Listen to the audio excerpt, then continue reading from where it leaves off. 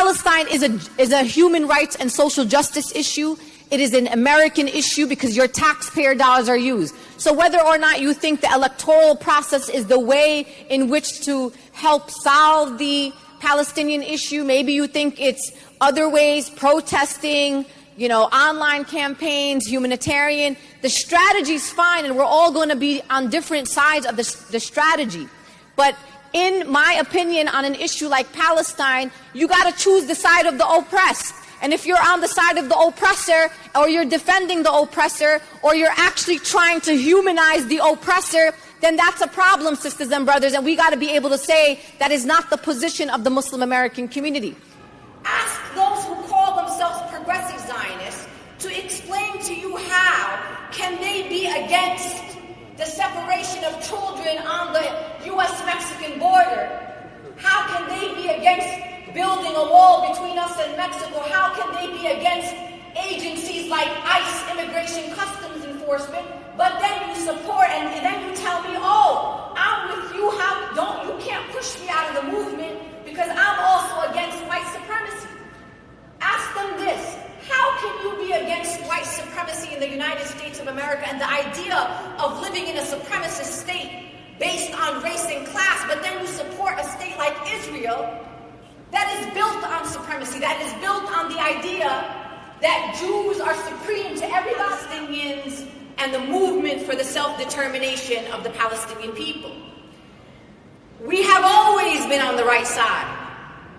And alhamdulillah, we have stayed consistent in being on the right side, even in the face of so many relentless attacks on the movement in which we have been a part of.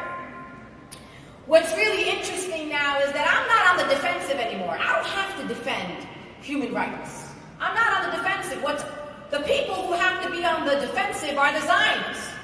Because we as Palestinian Americans and Muslim Americans in America, we are looking at the southern border and we're saying we are outraged and we stand against the children who are being stripped from their parents at the border. We are also saying that we are against a wall between us and Mexico that's going to separate our two peoples. So I don't have to defend that because I'm also against the detainment and separation of children in Palestine. I'm also against the apartheid wall in Palestine. So the people who have to defend themselves now are Zionists. How can you, and this is what I tell college students, you don't even have to make statements. Just frame it into a question. Ask those who call themselves progressive Zionists to explain to you how can they be against the separation of children on the U.S.-Mexican border? How can they be against building a wall between us and Mexico? How can they be against agencies like ICE, Immigration Customs Enforcement? But then you support, and then you tell me, oh, I'm with you, you can't push me out of the movement because I'm also against white supremacy. Ask them this, how can you be against white supremacy in the United States of America and the idea of living in a supremacist state based on race and class, but then you support a state like Israel that is built on supremacy, that is built on the idea that Jews are supreme to everybody else? How do you then not support the caging of children at the U.S.-Mexican border, but then you support the